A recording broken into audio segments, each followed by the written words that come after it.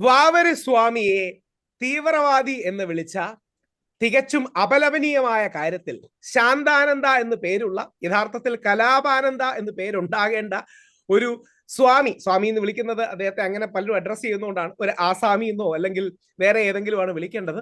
ആ വിഷയത്തിൽ നമ്മുടെ കേരളത്തിലെ പ്രമുഖരായ എല്ലാവരും, NSS ആദരണീയനായ NSSലെ സുകുമാരൻ നായർ സാർ, പന്തളം കൊട്ടാരം, യോഗക്ഷേമ സഭ അടക്കം അതിന് എതിർപ്പ് പ്രകടിപ്പിച്ചു. പക്ഷെ ആ വിഷയത്തിലെ ഹീറോ എന്ന് പറയുന്നത് ഒരു സംശയവുമില്ല ശ്രീനാരായണ ഗുരുദേവനെ മനസ്സിൽ ധ്യാനിക്കുന്ന നല്ല മഹാത്മാഗാന്ധിയുടെ കോൺഗ്രസിൽപ്പെട്ടൊരു വ്യക്തിയാണ്. ആ വിഷയത്തിൽ അതിശക്തമായി കേസ് കൊടുക്കാനും ആ കേസ് കൊടുക്കുന്നതിന്റെ ഭാഗമായി മുമ്പോട്ട് വന്ന് പരാതി കൊടുക്കാനും മറ്റും മുമ്പോട്ട് വന്ന കോൺഗ്രസിലെ അഡ്വക്കേറ്റ് അനൂപ് BR അദ്ദേഹമാണ് നമ്മളോടൊപ്പം ഇന്നുള്ളത്. നിങ്ങൾ പല ആൾക്കാരും, ഞാൻ അനൂപ് BRന്റെ പേര് ആദ്യം ശ്രദ്ധിക്കുന്നത് പലപ്പോഴും നമ്മുടെ മാധ്യമങ്ങളിൽ ഈ വാർത്തകൾ വരുമ്പോൾ എന്തെങ്കിലും ഈ സാമുദായികവും വർഗീയവുമായ വിഷയങ്ങൾക്ക് അല്ലെങ്കിൽ സമൂഹത്തിനെ ബാധിക്കുന്ന വിഷയങ്ങൾക്ക് കോൺഗ്രസ് പരാതി നൽകി എന്നൊക്കെ പലപ്പോഴും കാണാറ്. പക്ഷെ അവസാനം ആ വാർത്ത അന്വേഷിച്ച് വരുമ്പോൾ കോൺഗ്രസിന് വേണ്ടി അല്ലെങ്കിൽ കോൺഗ്രസിലെ അഡ്വക്കേറ്റ് അനൂപ് BR ആണ് ആ പരാതി നൽകിയെന്ന് പലപ്പോഴും കാണാറുണ്ട്. അതിൽ അനൂപ്ജിയെ ആത്മാർത്ഥമായി അഭിനന്ദിച്ചുകൊണ്ട് ആദ്യം തന്നെ അനൂപ്ജി, ഒരു അയ്യപ്പ ഭക്തൻ എന്ന നിലയ്ക്ക് അങ്ങേക്ക് വലിയൊരു പ്രണാമം, അങ്ങേക്ക് വലിയൊരു ആദരം. സ്വാമി അയ്യപ്പന്റെ ഞാൻ ഇവിടെ വെച്ചിരിക്കുന്ന ഏറ്റവും പ്രമുഖ ചിത്രങ്ങളിലൊന്ന് ശ്രീനാരായണ ഗുരുദേവന്റെയാണ്. ശ്രീനാരായണ ഗുരുദേവന്റെ, മഹാത്മാഗാന്ധിയുടെ എല്ലാം ആ മതസൗഹാർദ്ദ പാതയിൽ വളരെ എനർജറ്റിക് ആയി, അത് ഒരുപക്ഷെ ആദ്യം പരാതി കൊടുത്ത അങ്ങാണ്. അതിനുശേഷം നമ്മുടെ പന്തളം കൊട്ടാരത്തിലെ ശ്രീ പ്രദീപ് വർമ്മ അദ്ദേഹവും പരാതി കൊടുത്തിരുന്നു. വളരെ സ്വാഗതാർഹം. ഞാൻ പരാതി കൊടുക്കാനിരുന്നതാണ്, പക്ഷെ അന്ന് എനിക്ക് 1-2 പരിപാടികളും മറ്റും തിരക്കുണ്ടായിരുന്നു. വൈകിട്ട് വന്നപ്പോഴാണ് ഈ വാർത്തകളും ഡീറ്റെയിൽസ് പറഞ്ഞ് അടുത്ത ദിവസത്തേക്ക് കൊടുക്കാൻ പ്ലാൻ ചെയ്തതാണ്. പക്ഷെ അതിൽ ഏറ്റവും നല്ല നടപടി എടുത്ത അനൂപ്ജിക്ക് ആദ്യം തന്നെ സ്വാഗതം ജി. നന്ദി. അദ്ദേഹത്തിന്റെ ഒരു ഇന്ററാക്ഷൻ എടുക്കട്ടെ, അത് ജനങ്ങൾ അറിയണം. അനൂപ്ജി, അങ്ങയിൽ നിന്ന് തന്നെ കേൾക്കാം. ഞാൻ പറയുന്നതിനെ കാട്ടി എന്താണ് അങ്ങനെ ഒരു പരാതി കൊടുക്കാനുണ്ടായ പശ്ചാത്തലം, എന്താണ് അങ്ങേ അതിന് പ്രേരിപ്പിച്ചത്? താങ്കൾക്ക് അറിയാവുന്ന കാര്യമാണല്ലോ, ഇതൊരു ഒറ്റപ്പെട്ട സംഭവമല്ല. കഴിഞ്ഞ കുറച്ച് നാളുകളായി ശബരിമലയിലെ വാവർ സന്നിധാനത്തെ അല്ലെങ്കിൽ എരുമേനിയിലെ വാവർ പള്ളിയെ സംഘടിതമായി അതിനെ അർത്ഥത്തിൽ ബോധപൂർവം ടാർഗറ്റ് ചെയ്യുന്ന തരത്തിലുള്ള പരിശ്രമം നടന്നു വരുന്നു. ആദ്യത്തെ തവണയല്ല.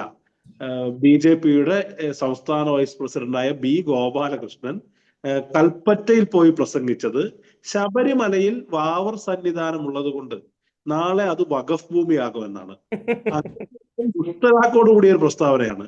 ശബരിമലയിലെ വാവർ സന്നിധാനം ഉള്ളത് കൊണ്ട് നാളെ ശബരിമല മുസ്ലിങ്ങൾ പിടിച്ചടക്കുമെന്ന് പറയുമ്പോൾ അത് രണ്ട് വിഭാഗങ്ങൾ തമ്മിൽ കലാപം ഉണ്ടാക്കാൻ ഉദ്ദേശിച്ചിട്ടുള്ള ഒന്നാണ് എന്നുള്ള കാര്യത്തിൽ കോമയിട്ട് ഒരു കാര്യം ഇവിടെ സൂചിപ്പിച്ചോട്ടെ. പക്ഷെ ഗോപാലകൃഷ്ണൻ ചെയ്ത് വാവരാണെന്ന് അംഗീകരിക്കുന്നുണ്ട്. ഈ ചില ആൾക്കാരത് വാവൂരിനാണെന്ന് കള്ളം പറയുകയാണ്. അതെ അതെ.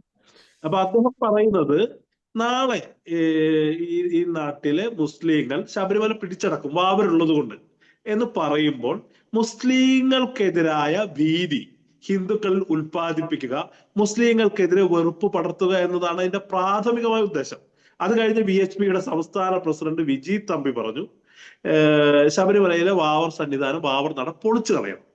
ഇത് ഈ രണ്ട് സന്ദർഭങ്ങളിലും പരാതി കൊടുത്തിട്ടുള്ള ഒരാളാണ് ഞാൻ. B. ഗോപാലകൃഷ്ണന്റെ കാര്യത്തിൽ കൽപ്പറ്റ പോലീസ് സ്റ്റേഷനിൽ പരാതി കൊടുത്തു. ദൗർഭാഗ്യകരമെന്ന് പറയട്ടെ, ഒരു നടപടിയും ഉണ്ടായില്ല. പക്ഷെ ഞാൻ ആ പരാതി പോലീസ് എടുക്കാത്തതിനെ തുടർന്ന് സ്വകാര്യ അന്യായം കൽപ്പറ്റ കോടതിയിൽ ഫയൽ ചെയ്തു. ഈ 30-ാം തീയതി അതിന്റെ കേസ് നടക്കാൻ പോവുകയാണ്. അപ്പോ ആ പോരാട്ടവുമായി മുന്നോട്ട് പോകുന്നുണ്ട്. ആ സാഹചര്യത്തിലാണ് ഇവിടെ ഈ പന്തളത്ത് നടന്ന അയ്യപ്പ സംഗമത്തിൽ നേരത്തെ പറഞ്ഞ പോലെ അദ്ദേഹത്തെ മഹർഷി എന്ന വിളിക്ക് അദ്ദേഹം യോഗ്യനാണെന്ന് ഞാൻ കരുതുന്നില്ല. പക്ഷെ അവിടെ ഒരു കോമയിട്ട് ഒരു കാര്യം പറഞ്ഞോട്ടെ, ഈ ചില മാധ്യമങ്ങളെ മഹർഷി എന്നൊക്കെ കൊടുക്കുന്നുണ്ട്. എന്ത് അർത്ഥത്തിലാണ്? അതായത് ഒരാൾ സ്വയം അങ്ങ് മഹർഷി എന്ന് വിളിച്ചാൽ മതിയോ? മഹർഷി എന്നൊക്കെ ഉള്ള വാക്കിന് എന്തുമാത്രം ആഴവും ഡെപ്തും ഒക്കെ ഉള്ള ഒരു വാക്കാണ്. സ്വയം അങ്ങ് മഹർഷി എന്നൊരാൾ ഡെസിഗ്നേറ്റ് ചെയ്യുകയാണ്. അത് മാധ്യമങ്ങളും കൂടെ കാണിക്കണം. അവരാരെങ്കിലും എഴുതി തരുന്ന ഡെസിഗ്നേഷൻ വായിക്കാനല്ലോ നമ്മൾ ഇരിക്കുന്നത്. ശാന്താനന്ദാണ് അദ്ദേഹത്തിന്റെ പേര്, അങ്ങനെ വിളിച്ചാൽ കുഴപ്പമില്ല. മഹർഷി എന്ന് വിളിച്ച് ഡെസിഗ്നേറ്റ് ചെയ്യുന്ന എന്തിനാണ്? പറയണം, നമുക്ക് പറയണം. അപ്പൊ ഈ ശാന്താനന്ദ എന്ന് പേരുള്ള മനുഷ്യൻ ഒരു പരിധിയുമില്ലാത്ത ഈ പറയുന്ന വെറുപ്പ് പ്രസരിപ്പിക്കുകയാണ്. അദ്ദേഹം പറയുന്നത് വാവർ മുസ്ലിമാണ്, വാവർ മുസ്ലിമാണ് എന്ന പദത്തിന്റെ ഒരു അനുബന്ധമായിട്ടാണ് പറയുന്നത് വാവർ തീവ്രവാദിയായ മുസ്ലിമാണ്. ഒരു മുസ്ലിം ആയാൽ അയാൾ തീവ്രവാദി ആയിരിക്കണം എന്ന് പറയുന്ന അങ്ങേയറ്റം വെറുപ്പ് കലർന്ന മുൻവിധിയാണ് ഈ മനുഷ്യൻ ഒരു വലിയ പുരുഷാരത്തിന് മുമ്പിൽ അവിടെ പ്രസംഗിക്കുന്നത്. അത് രണ്ട് തരത്തിലാണ് അത് പ്രശ്നം സൃഷ്ടിക്കുന്നതെന്ന് ഞാൻ കരുതുന്നു. ഒന്ന്, മുസ്ലിം തീവ്രവാദി എന്ന വിളിയിലൂടെ മുസ്ലിം ജനസാമാന്യത്തെ മുഴുവൻ ടാർഗറ്റ് ചെയ്യുകയാണ്. ഒരു മുസ്ലിം ആയിരിക്കുന്ന വ്യക്തി സ്വാഭാവികമായും അദ്ദേഹം മുസ്ലിം ആണെങ്കിൽ, ജീവിച്ചിരിക്കുന്നതോ മരിച്ചിരിക്കുന്നതോ ആയ ഒരു മുസ്ലിം എത്ര മഹനീയമായ പദവിയിലാണെങ്കിലും ഒരു തീവ്രവാദി ആയിരിക്കണം എന്നുള്ള മുൻവിധി അതിൽ പ്രകടമാണ്. അങ്ങനെ മുസ്ലിങ്ങളെ മൊത്തത്തിൽ ടാർഗറ്റ് ചെയ്യുന്ന അങ്ങേയറ്റം അപകടകരമായ വിവക്ഷകളുള്ള ഒരു പ്രസ്താവനയാണെന്നുള്ള കാര്യത്തിൽ സംശയമില്ല.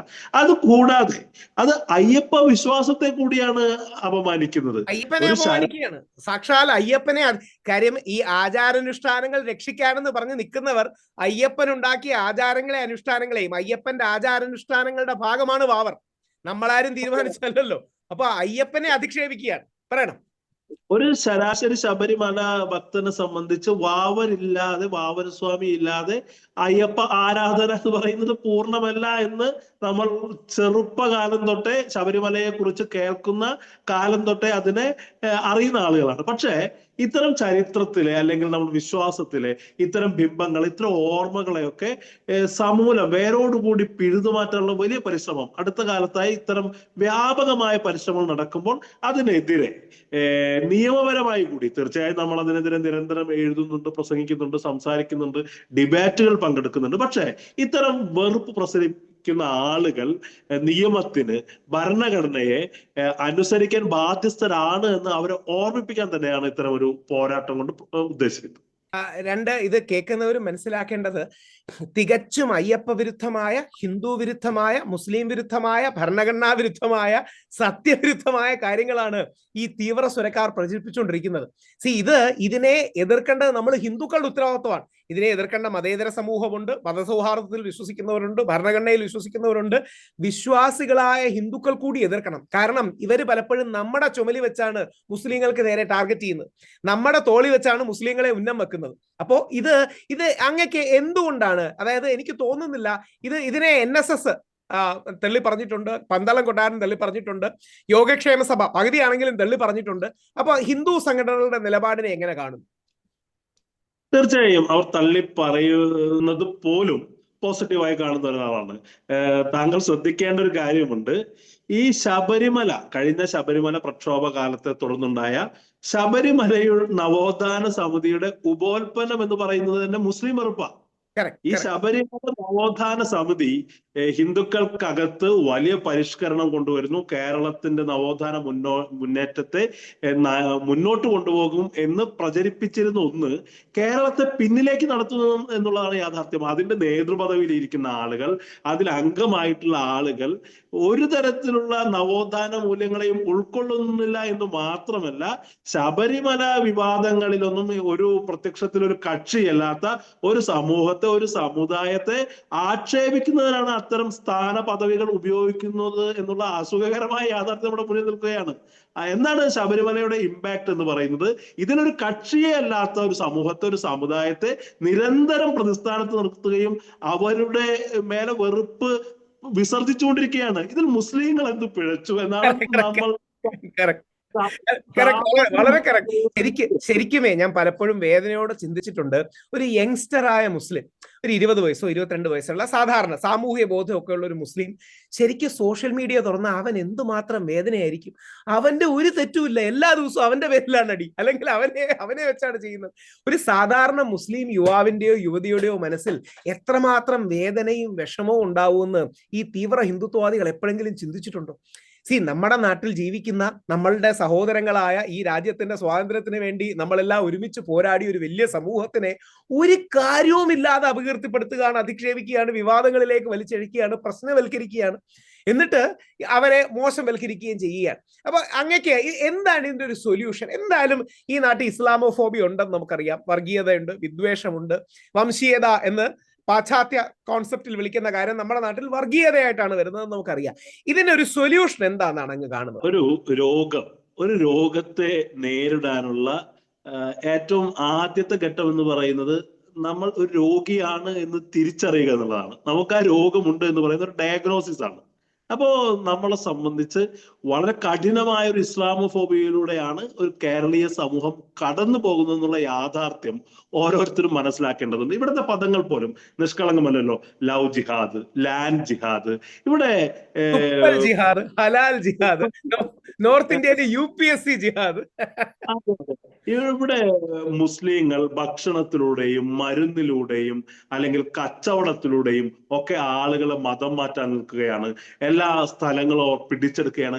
അനാവശ്യമായ ഭീതി. ഇപ്പോ ഹിറ്റ്ലറുടെ ജർമ്മനിയിൽ എങ്ങനെയാണോ യഹൂദന്മാർക്കെതിരായ ഒരു ഭീതി സൃഷ്ടിക്കപ്പെട്ടത് എന്ന് പറയുന്നത് പോലെ അതിനകത്ത് കലാ സാഹിത്യമൊക്കെ വലിയ പങ്ക് വഹിച്ചിട്ടുണ്ട്. ഇപ്പോ യൂറോപ്പിലെ ഷേക്സ്പിയറുടെ ഷൈലോക്ക് പോലും ഈ ജൂത മതത്തിനെതിരെയുള്ള വിദ്വേഷത്തിന്റെ ഉപകരണമായി എന്ന് പറയുന്നത് പോലെ നമ്മുടെ പൊതുമണ്ഡലത്തിൽ, സംസ്കാരത്തിൽ, നമ്മളുടെ സാമൂഹിക സന്ദർഭങ്ങളിലൊക്കെ ഇങ്ങനെ മുസ്ലിം വിരുദ്ധമായ ചിഹ്നങ്ങളുടെ വ്യാപനം, മുസ്ലിം വിരുദ്ധമായ ആശയങ്ങൾ, മുസ്ലിങ്ങൾ എന്തോ വെറുക്കപ്പെടേണ്ട ഒരു വർഗമാണെന്നുള്ള കാര്യം വളരെ കൃത്യമായി അത് നിർവഹിക്കുന്നു. പക്ഷേ അത് താങ്കൾ തന്നെ ചോദിച്ച അതിനെന്താണ് പ്രതിവിധി എന്ന് പറയുന്നത്, അത് രാഷ്ട്രീയം എന്നതിനോടൊപ്പം ആത്മീയം കൂടിയാണ്. ശബരിമല അയ്യപ്പൻ അതിനൊരു പ്രതിവിധിയാണ്. ശബരിമല അയ്യപ്പനും വാവരും ത്തോളം കാലം അത് ഈ പറയുന്ന വലിയൊരു അതിന് പ്രതിരോധപരമായ, അതിന് വേണമെങ്കിൽ ഔഷധപരമായ ഒരു മൂല്യം അതിലുണ്ട്. ഈ പറയുന്ന ഇസ്ലാമോഫോബിയയെ ചികിത്സിക്കാൻ ഈ പറയുന്ന വൈദ്യം അറിയുന്ന വാവർക്കും വാവരുടെ സുഹൃത്തായ അയ്യപ്പസ്വാമിക്കും കഴിയുമെന്നുള്ളൊരു യാഥാർത്ഥ്യം നമ്മുടെ മുന്നിൽ നിൽക്കുകയാണ്. അപ്പോൾ ഇത്തരം നമ്മുടെ ചരിത്ര സ്മൃതിയുടെ, ചരിത്രത്തിന്റെ ഓർമ്മയുടെ ഭാഗമായ, നമ്മുടെ ഐതിഹ്യത്തിന്റെ ഭാഗമായ, നമ്മുടെ വിശ്വാസത്തിന്റെ ഭാഗമായ അയ്യപ്പനെയും വാവരെയും അറുത്തു മാറ്റുക എന്ന് പറയുന്നത് ഈ പറയുന്ന നിക്ഷിപ്ത താല്പര്യക്കാരുടെ ലക്ഷ്യമാകുന്നതിൽ അതിശയിക്കാനൊന്നുമില്ല. കാരണം അയ്യപ്പനും വാവരും ഉള്ളിടത്തോളം കാലം ആ അർത്ഥത്തിൽ അത് ഒരു വലിയ പ്രതിരോധം തന്നെയായി നിലനിൽക്കും. സംശയമില്ല. അപ്പം വളരെ മനോഹരമായി പറഞ്ഞു. നമ്മുടെ നാട്ടിൽ ജനിച്ച എല്ലാ മഹാന്മാരും, ഇപ്പൊ അനൂപ്ജിയുടെ പുറകെ ഇരിക്കുന്ന ഒരു ബുദ്ധന്റെ മനോഹരമായ സ്റ്റാച്യു കൊണ്ടു. അനൂപ്ജിക്ക് ഒരു കൗതുകം അറിയാവുന്നറിയില്ല, ഇന്ത്യയിലെ ഏറ്റവും നീളം കൂടിയ ബുദ്ധ പെയിന്റിംഗ് എന്റെ വീട്ടിലാണ് ഉള്ളത്. ഏറ്റവും വലിയ ഫേസ് ജീസസ് ക്രൈസ്റ്റിന്റെ ഫേസ് മ്യൂറൽ പെയിന്റിംഗ് എന്റെ വീട്ടിലാണ്. അപ്പൊ നമുക്കിതിനെ മതേതരത്വമെന്നോ മതസൗഹാർദ്ദമെന്നോ ബഹുസ്വരതയെന്നോ ഭരണഘടനയെന്നോ ഗാന്ധിസമെന്നോ എന്തു പറഞ്ഞാലും കുഴപ്പമില്ല. ആ അയ്യപ്പൻ വാവർ സൗഹൃദം, ഇനി മഹാത്മാഗാന്ധി മൗലാന ആസാദ് സൗഹൃദം എന്ന് വിളിക്കാം, അയ്യപ്പൻ വാവർ സൗഹൃദം എന്ന് വിളിക്കാം, പേരെന്ത് വിളിച്ചാലും ആ ഐക്യം, ഒരുമ, അതിലൂടെ മുമ്പോട്ട് പോകാൻ കഴിയട്ടെ. ഞാനൊന്ന് രാഷ്ട്രീയത്തിൽ നിൽക്കുന്നവരല്ല, പക്ഷെ അങ്ങേ പോലുള്ള നേതാക്കൾ നമ്മുടെ രാഷ്ട്രത്തിലും ആത്മീയ മണ്ഡലത്തിലും സാമൂഹിക മണ്ഡലത്തിലും ഉയർന്നു വരട്ടെ. അതിന് എല്ലാവിധ ഭാവുകങ്ങളും പ്രാർത്ഥനകളും അയ്യപ്പന്റെയും ശ്രീനാരായണ ഗുരുദേവന്റെയും എല്ലാ അനുഗ്രഹവും അങ്ങേക്ക് ഉണ്ടാകട്ടെ. Thank you. നന്ദി.